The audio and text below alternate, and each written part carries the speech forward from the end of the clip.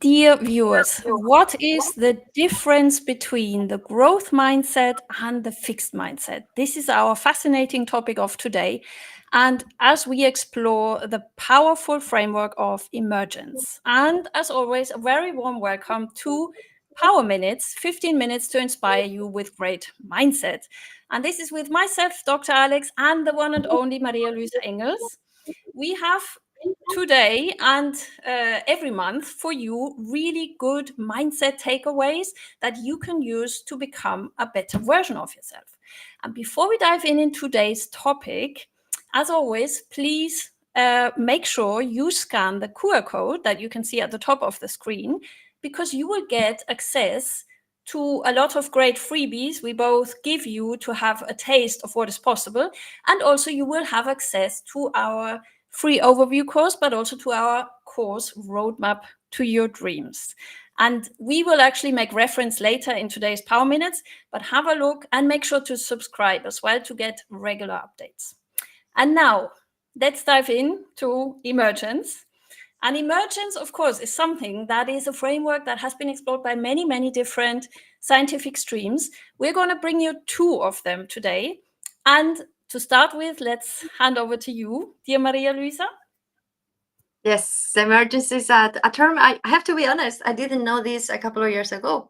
It was like I had to take a look to the dictionary, but it's a very universal concept that basically says, and there are different definitions, but the definition I have is how large entities in all fields can create patterns based on the interactions of smaller entities. And this applies to biology. For example, if we take a look to the human brain is able to do unbelievable things just because of the interaction, how neurons work together. But a single neuron is not able to do that kind of things. It's just in this interplay with the other neurons. And maybe if you take a look to the sky on autumn or in spring, you may see that birds that are all flying together like one big bird. And this also shows the power of emergence. It's not like there's one single bird living. No. In fact, what happens is the interaction between all the birds, how they need to move, how they need to change their speed, that looks like a dance that is very harmonious. And this is what is possible when we understand this principle of emergence.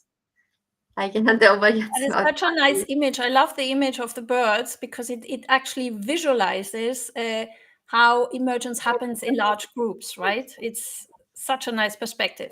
Now, the perspective I want to add to that is the perspective of relational psychology, which is basically a way of looking at other people or at entities in our life from a very becoming flow or evolution type of perspective.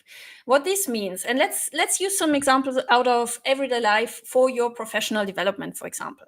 Now, one great example is learning. You can see learning in a very static way where you say, okay, I want to learn the one best method of doing X until day, I don't know, 30 of this month. And you see this as kind of a fixed entity and something that is completely closed as kind of the knowledge you want to acquire.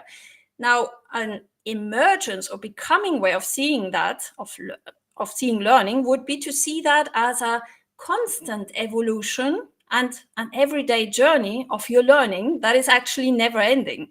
So you would take a different perspective. You would say, okay, I can't actually fail at this as well, because learning is something I need to do to keep my mind constantly working and being up to date, right? So now I'm taking reference as well to the mind. So may I play the ball over to you? Yes. No, it's a really great analogy. It's like one is like thinking in boxes, and the other one is like thinking like you're a river that there is in constant evolution. Yes. And thinking in boxes is like, okay, I'm gonna do until here, and then I'm done. But no, it's never like this. It's like everything is moving between a structure and a process all the time. So you build a Exactly. structure, and then you destroy that structure because it doesn't serve you any longer. And so this is amazing. But we need some May kind of. I just chip in there? Because you said you destroy the structure. Dear viewers, you might have come across all that hype. It was about, I think some years ago, it started about disruption. That is what you just said. Destroying is disruption of your own ideas you have of something. And that is also the power of emergence, right? That you have this kind of perspective of taking a step back and saying, okay, let's disrupt my own view of it. Maybe there's a completely different way of seeing what I thought to be the knowledge of, so It's another way to adapt to the changing environment, which is at the end, yes, what we have been doing since we are here on the earth. Exactly. So these are aspects of emergence. For example, emergence is very dynamic, so it helps us. Either if it's individual or if it's collective, we can apply this concept to organizations of any kind. Emergence is what shapes the culture of a country, of a company, or also we see it in market behaviors. When we understand how consumers and sellers interact with each other. So it's really a very extensive concept. And I think the interesting question is, how can we leverage that personally? Yes, and this is where our course comes in, right? Because, for example, let's use an example out of our course.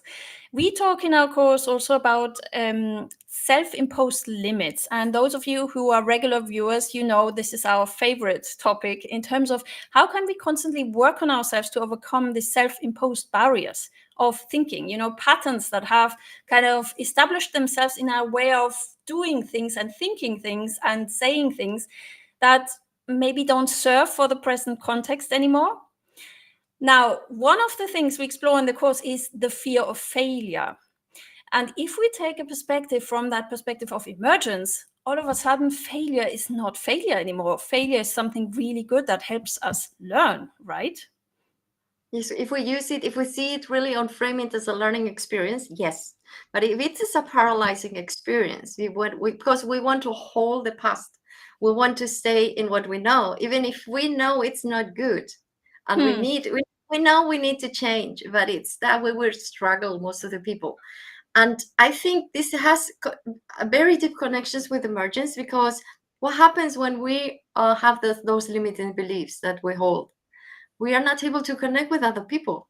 We are like in our bubble, and we are not able to change. And this is interfering in our ability to change on a global level. So Exactly. I think it pays really off to take a deeper look to ourselves and what are we holding back. And this is also what you're saying is this thing about what does it do, the power of emergence. What does it do with yourself? If you take that perspective of everything is in flow, everything is constantly changing, there are no fixed unities. What you just said is very important, because we take a look at other people as well as different, simply, and difference becomes something normal. So it's not anymore, oh, if I meet a person from XYZ country, it needs to be like that. It's not predefined. It's something that makes us more open.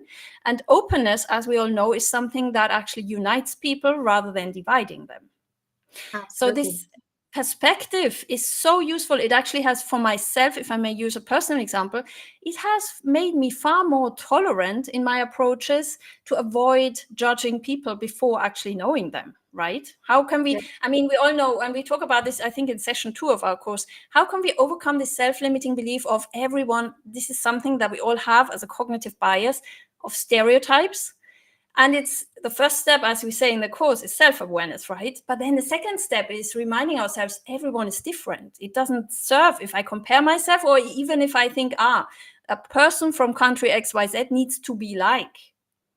I don't know, I don't know the person. So I can't judge him or her on the grounds of where he or she is from.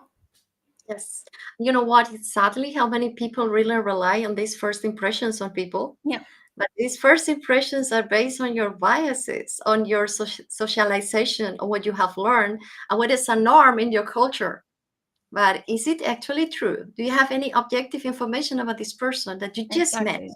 Not really. So this was when we talk about overcoming self-limiting belief, we talk a lot about self-awareness, right? And the self-awareness is actually coming right back in the circle, what you said before, in terms of constantly disrupting our thoughts. And we will do a next session on this, the art of actually posing questions, or how do you say that, of putting questions to yourself on a daily basis.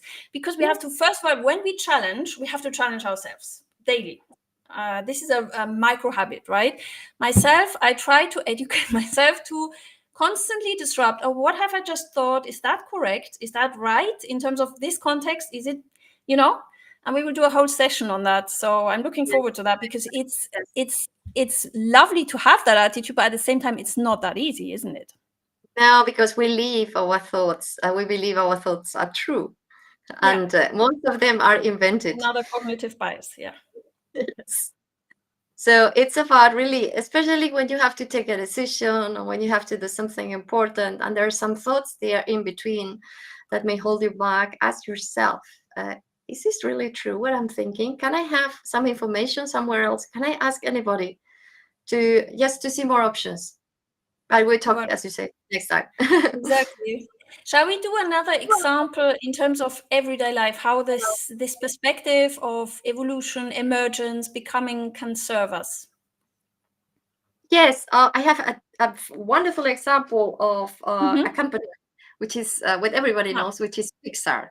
You know, the a film company, and they have a concept which is living emergence, where they have this so-called brain trust meetings. And these brain trust meetings, group of individuals which are employees of the company, they just offer candid feedback on the projects that the company is just working on different stages on the project. They are not necessarily the managers of the employees that are working on the project. It's just independent. And the feedback they provided, the employees that working on the project, they are free to use that feedback or not. So there's no obligation. In this way, they create really a safe environment to learn from each other. And what happens is, as a result of these brain trust meetings, the movie Toy Story, that I think everybody knows here, at the beginning they had several storytelling problems, and they have colors that were a bit dull, a bit dark. And because of these brain trust meetings, they were able to really refurbish the whole film that ultimately become a success. So that's a nice example, isn't it? Yeah. So and it also shows in the organizational side, as you just said, sorry to interrupt you, the organizational side is really important, because if we take this perspective of emergence, it allows for feedback, as you just said, to be in a safe space. And for the feedback giver, it's something, it makes you less dogmatic, right? And for the feedback receiver, it makes you more receptive, because you can either take it or leave it. It's up to you. It's not obligatory, as you said. And also, there's no dogmatism about what is the one best right method. It's more like, okay, we had the impression that the colors are really dark. Can we do something about it? And then you have an open discussion about it. And that enables as well this, as you said, psychological safety. So again, it's about this perspective opens up to flexibility and its openness, actually. Yes, and I think the same kind of openness we can have with ourselves. So you don't need to ask anybody. Just ask yourself. Just take a look. The learning journey is the same for your own and for a group. So it's the same principles apply. And this is about what we are showing all the time in our programs, in our courses. We're teaching people that these are universal principles, that they have been there always. And the difficulty is not knowing the principles. It's about how to apply them, really. How to apply them in everyday life, in everyday work. That's the hard part, isn't it? Yeah. And maybe, shall we do we have time for last example? As we just talked also about dogmatism, I want to add another example. This perspective really helps me to say, even if I have 30 years of experience, there will still be a new way of evolving in my science or in the field of my work, in my experience. There's always new stuff, new trends. So also learning becomes something.